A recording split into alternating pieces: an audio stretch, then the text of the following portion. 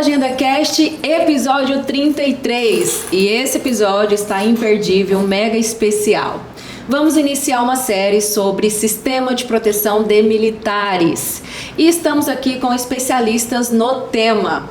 E um dos especialistas nosso nunca esteve no programa, é a primeira vez. Inclusive, quando é a primeira vez, tem direito a mimo para tornar esse momento memorável. E o outro convidado vocês já conhecem. Quantos episódios, Éder? Já perdi as contas. Éder Moraes, que já esteve conosco em episódios anteriores, já participou de algumas séries aqui no Agenda Cast e hoje volta para iniciar uma outra série, mas em dupla. Hoje o Éder está fazendo dupla aí com o Dr. Walter Alfonso.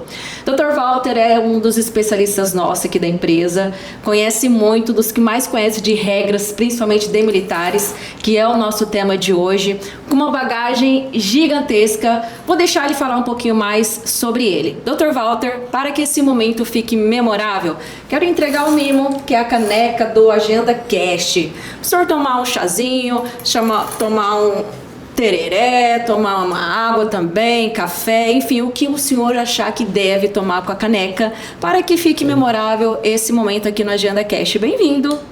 Obrigado, Hélida. E gostei, a caneca é linda, muito bonita. Obrigado pelo convite também. Dr. Walter, eu gostaria que o senhor falasse um pouquinho da sua trajetória aqui na Agenda, para o nosso público conhecer um pouquinho. A trajetória é longa, são 23 anos para 24. Olha, a Agenda tem 31 anos, Dr. Walter, 24 anos. Faço 24 anos de empresa agora, no final do ano. A trajetória é longa. Vários cargos, várias atuações, várias frentes de trabalho. Várias frentes, principalmente na implantação do sistema e na área operacional do sistema. Não, o aprendizado foi grande. A construção do motor de cálculos assim, do sistema, Dr. Walter teve participação aí imprescindível. Militares, então, o senhor que sentou do ladinho do programador para codificar. Foi uma época de transformação do SISPREV. Foi muito interessante aquela época lá, de muito estudo, inclusive. E aí, vendo o sistema todo funcionando de acordo com os estudos, de acordo com o que foi levantado, o que foi documentado, é satisfatório, não é, Dr. Walter? Foi. Eu procuro sempre olhar com lógica o que está na lei e o que vai ser colocado no SISPREV. Olhar com lógica. E como é que a informática, né, o sistema vai resolver aquela complicação que muitas vezes você lê e procura entender e você tem que transformar aquilo numa linguagem que o sistema vai te trazer aquele cálculo correto de tempo e de remuneração e de proventos. É bem legal, bem interessante isso aí. Éder, considerações iniciais? Eu sou discípulo do Walter, né? Bom, eu também aprendi muito com o Walter. Quando eu entrei na Agenda, para vocês terem uma ideia, o meu professor foi Dr. Walter. Então, professor também, gratidão, Dr. Walter, por todo o ensinamento. Nós até brincávamos que o Dr. Walter era o meio que oráculo nosso aqui, né? Tudo que dúvidas, Walter, tem que debater o assunto, tá com uma dúvida aqui, uma interpretação diferente e tal. Walter sempre foi a pessoa a recorrer para sanar essas dúvidas. E todo mundo que recorre escuta aquela, né? Você leu a lei, doutor? Você leu a lei, doutor? Exato. Tem que estudar. O que você faz de meia-noite às 6? Exatamente. Estudar e ler, né? É que de fato o diferencial de todo profissional é o estudo, para dizer que domina o assunto, tem conhecimento. E no RPPS, como as regras são complexas, não são simples, são muitas nuances que envolvem os cálculos e o entendimento, o estudo é o que faz a diferença, o estudo é que faz o profissional. E Dr. Walter sempre defendeu isso, então, e ele tem razão, né, nessas defesas. Então, todo e qualquer profissional que atua, não só com a RPPS, em todas as áreas, mas como o nosso ramo aqui é RPPS, como destacar? Estudando. Exato. Para iniciar o nosso podcast, nós vamos falar sobre o sistema de proteção de militares. Esse episódio em específico focará nos conceitos, até para serem introduzidos no tema militares, e vamos ver como que difere o sistema de proteção de militares com a Previdência, com o regime próprio de Previdência Social. E vamos ver também que a aposentadoria do servidor militar é diferente do civil.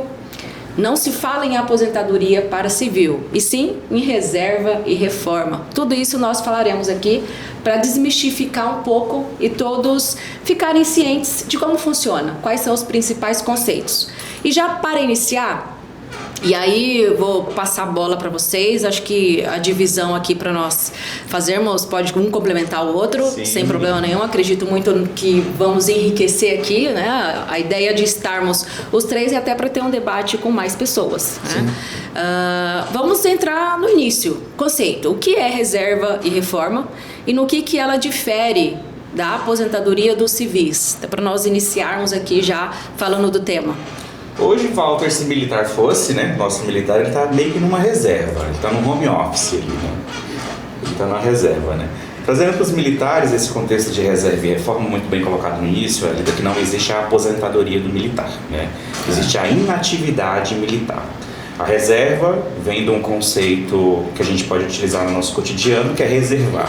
É tirar isso deste montante, desse bolo, desse contexto e reservá-lo. A modo que, se necessário, ele poderá ser convocado novamente ao serviço ativo, né? Então, o militar ele vai estar reservado, com seus proventos fixados conforme lei, seja ela a pedido ou ex officio, né, Walter? E ele vai estar reservado. A reforma, ela vem junto com um processo que pode ser pós-reserva, ao atingir idade limite, por exemplo, ou ela vai acontecer de maneira ex officio também, sem uma reserva prévia. Como, por exemplo, uma reforma por incapacidade, a qual o militar não mais pertence ao quadro efetivo, né, de militar, ele não mais poderá ser convocado, a gente pode considerar como o fim da vida laborativa dele enquanto militar. Então, assim, em hipótese alguma, ele será convocado, o que pode acontecer na reserva.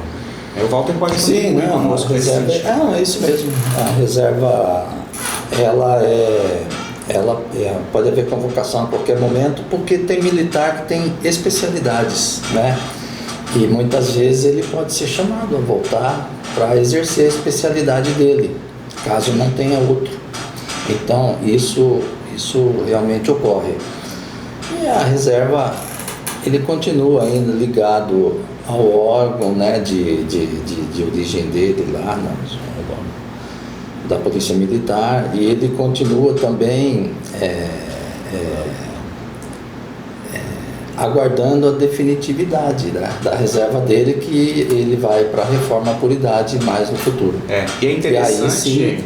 E aí sim ele já estará totalmente desligado. Acho que você já entra até um pouquinho no tema, né, na questão do vínculo dele com a força militar, né, Força Armada, como que ela se mantém após a reserva e a reforma, porque como nós colocamos, tem aí essa diferença entre institutos, podemos colocar assim, que aplica-se aos militares, mas o vínculo se mantém. Na reserva, sim, por mais que na reforma também ele vai ter seus proventos fixados em lei, e que a gente sabe que existe a paridade aí dentro do serviço militar como um todo, né? Não vai se alterar os seus proventos ali. A vida funcional do militar se encerra de fato na reserva remunerada.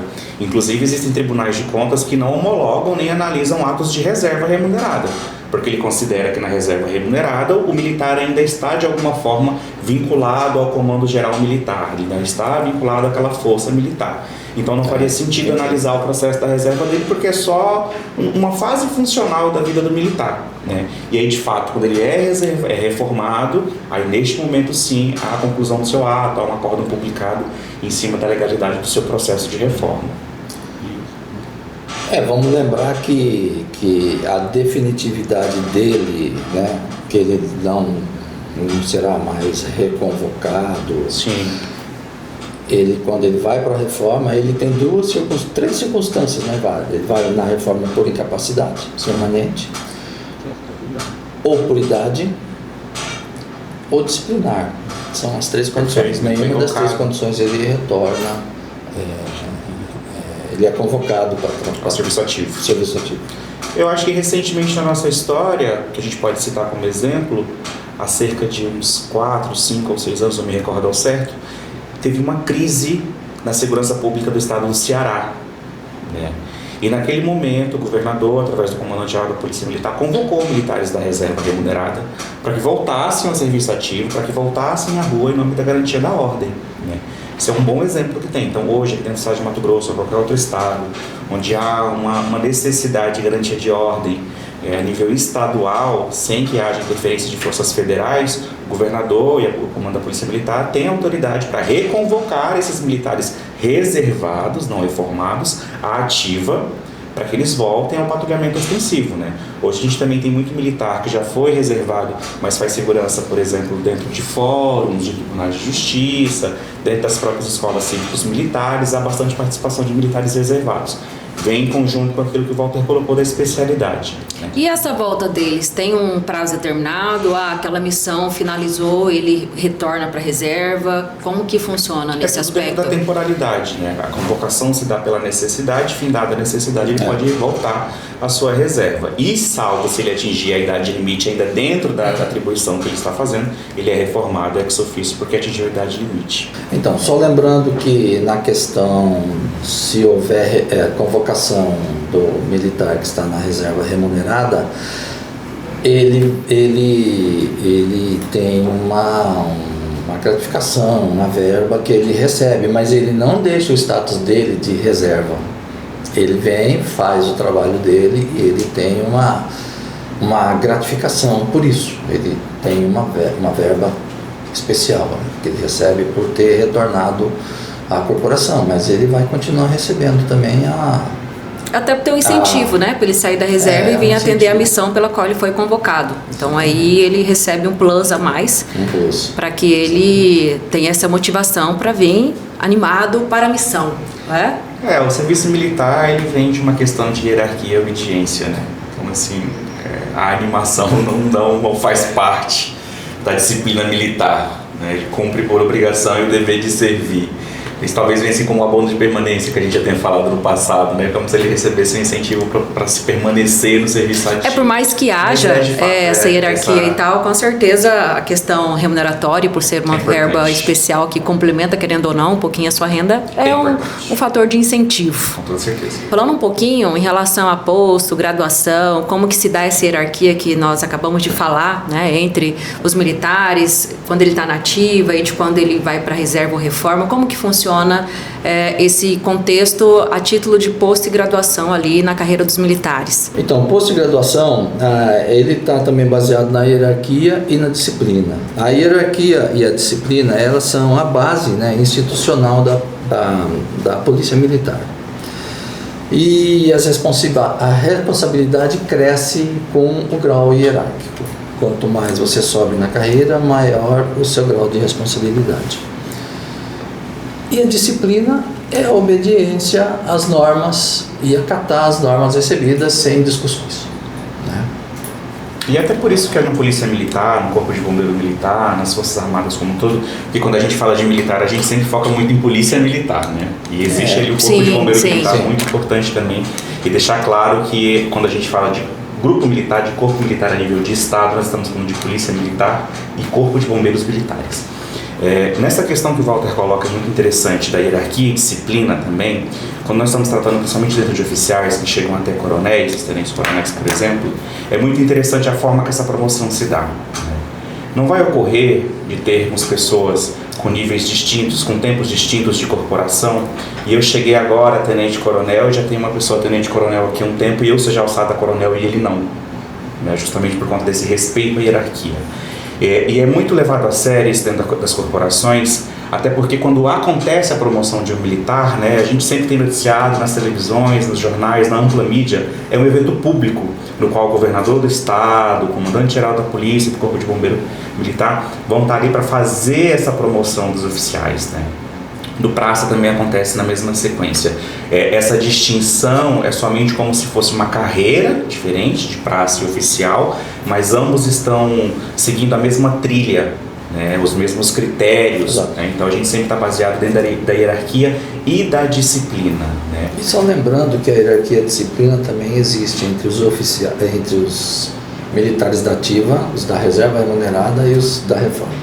Os reformados.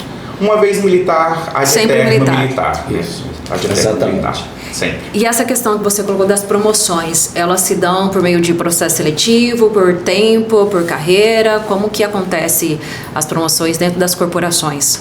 Apesar da gente ter a unicidade das forças lá no decreto 667, 99, isso regeu as polícias militares, corpos de bombeiros militares por muitos e muitos anos e rege até hoje, para falar a verdade, né, Walter?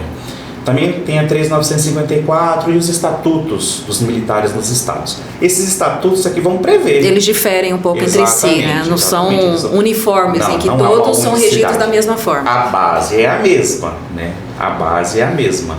Mas os critérios de promoção aí são desenvolvidos por dentro dos comandos gerais, em parceria com os governadores, a própria Casa Civil dos Estados, que vão estar discutindo sobre isso. Porque não existe promover um militar. Não tem como eu ir lá e promover um militar. E essa promoção não necessariamente vai acontecer dentro de um interstício de tempo programado, como por exemplo uma ATS. A cada 5 anos, 1% de ATS, 2% de ATS. Não. Dentro do serviço militar isso não acontece dessa forma.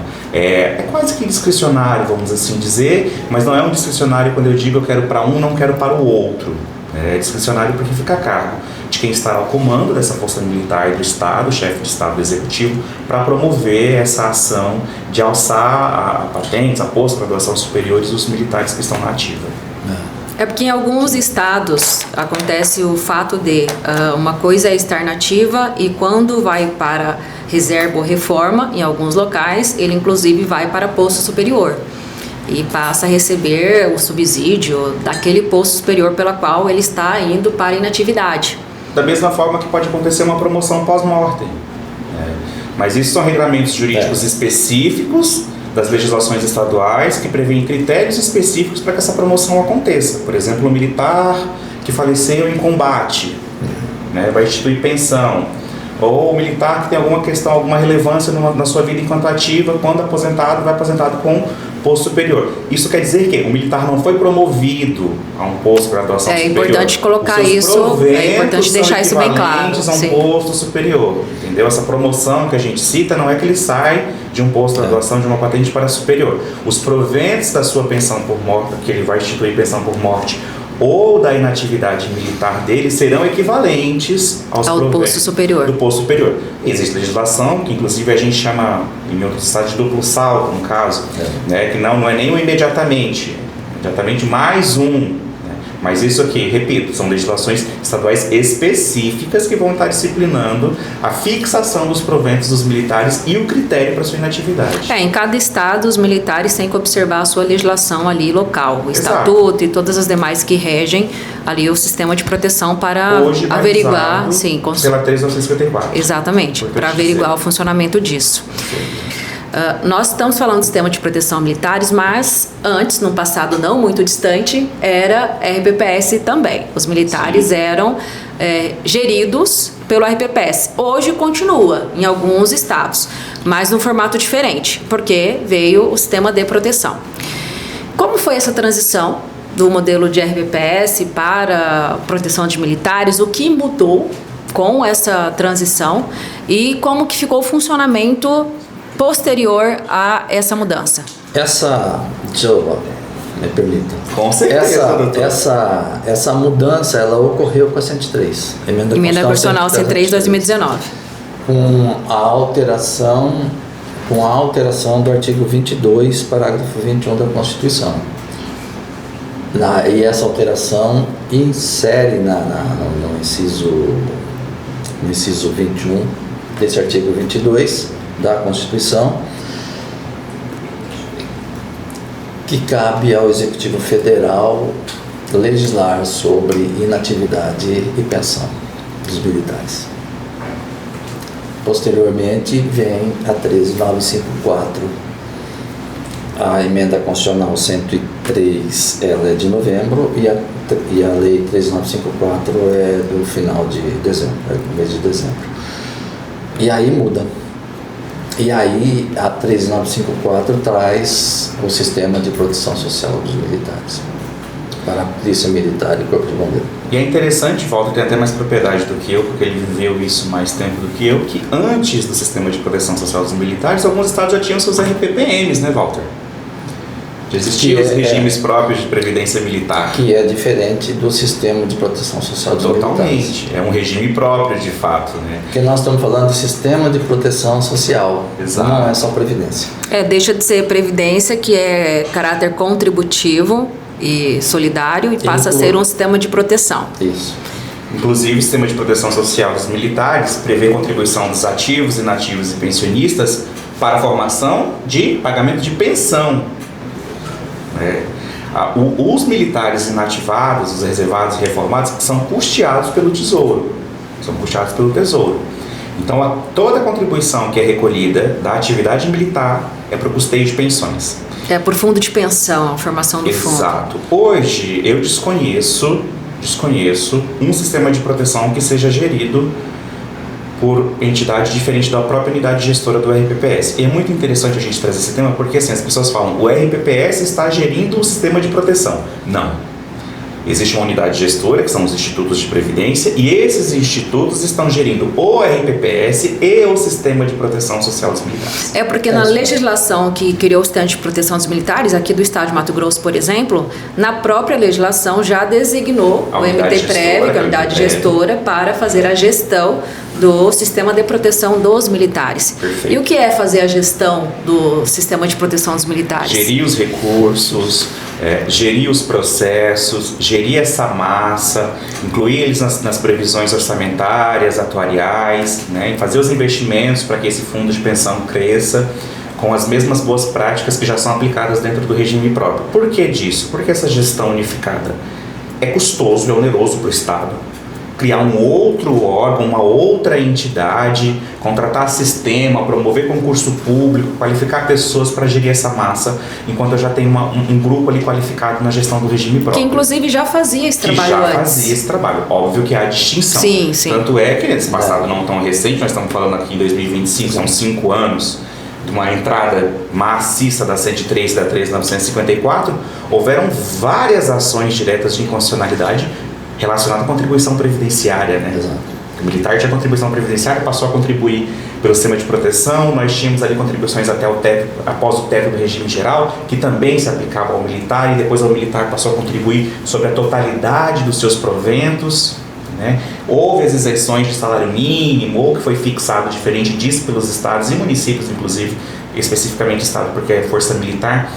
E aí ficou aquela confusão, contribui, não contribui, contribuição suspensa e vai para cá e vai para lá. Então, nasceu a separação com a emenda 103 com a alteração da Constituição, como o Walter colocou, artigo 22, parágrafo 21. Instituiu-se a 3.954 como uma tentativa de regulação, de controle do militar. Entretanto, algumas lacunas ficaram em aberto. E como o Walter colocou que a nossa função é interpretar a lei e colocar isso no sistema lá no início, coube a nós aí estar junto com os nossos clientes discutindo. Só que a 103, ela foi a emenda da discórdia, né? Ela permitiu que quem quisesse fizesse diferente ao seu tempo, ao seu momento. E aí quem cria a situação tem uma interpretação que não necessariamente é a mesma. Lembrando que a 13954, ela traz já as regras de inatividade, tanto da reforma, da pensão e da reserva remunerada.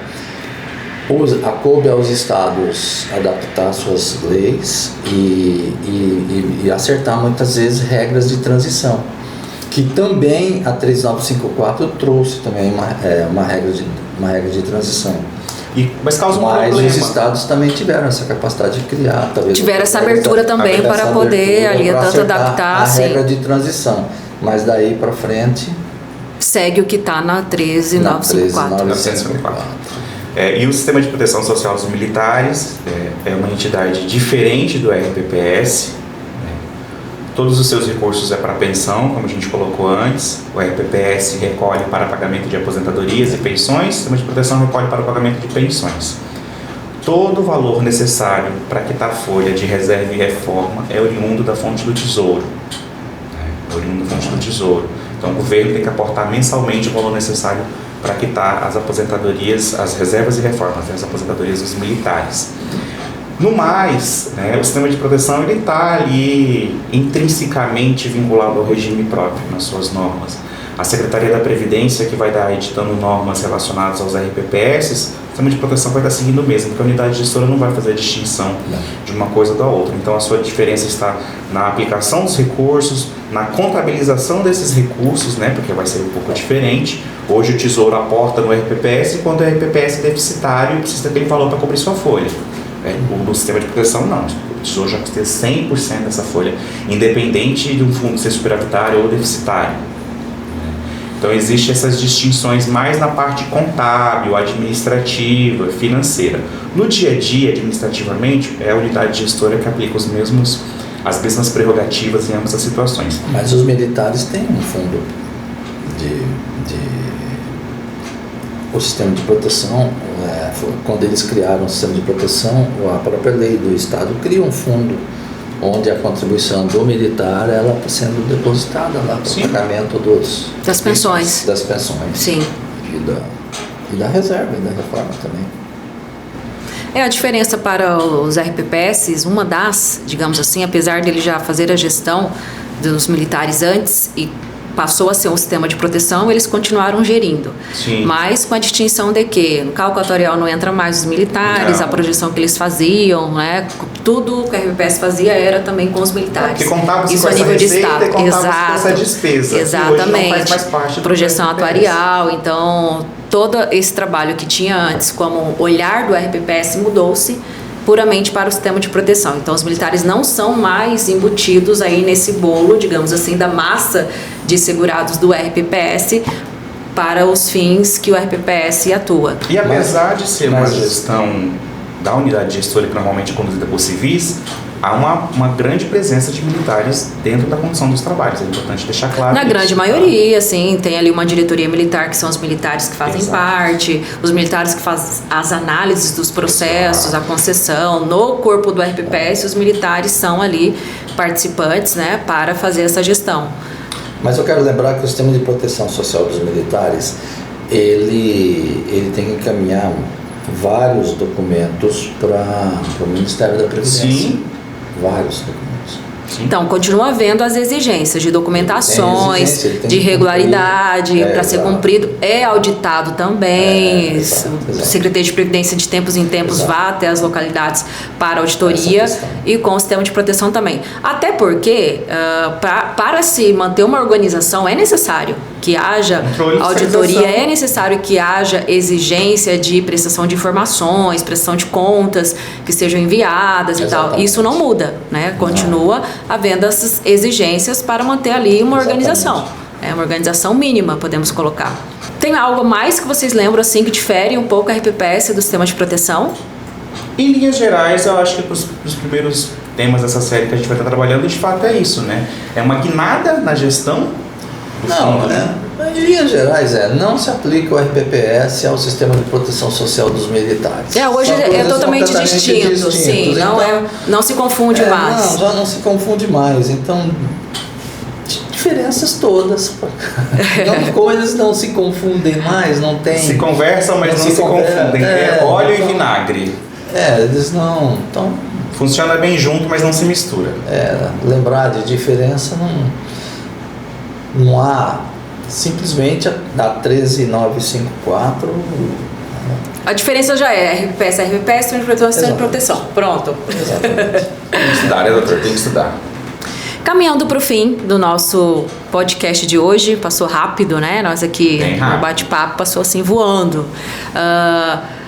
O que o sistema de proteção garante, digamos assim, em termos de segurança para os militares? Muda alguma coisa? Como é que fica para os militares em relação a essa mudança de RPPS para sistema de proteção? O sistema de proteção social dos militares, ele não garante só o pagamento da reserva, o pagamento da inatividade. Ele garante também saúde, a proteção à família dos militares e garante também... entre outras situações, o auxílio funerário, se tiver, ele tem essas garantias. Ele é um sistema de proteção social. Ele não é simplesmente um regime previdenciário. Ele vai além, né? A gente vem na questão da seguridade social do militar, né? Sim. Que a gente tinha no Brasil também, a gente misturava assistência com previdência, né?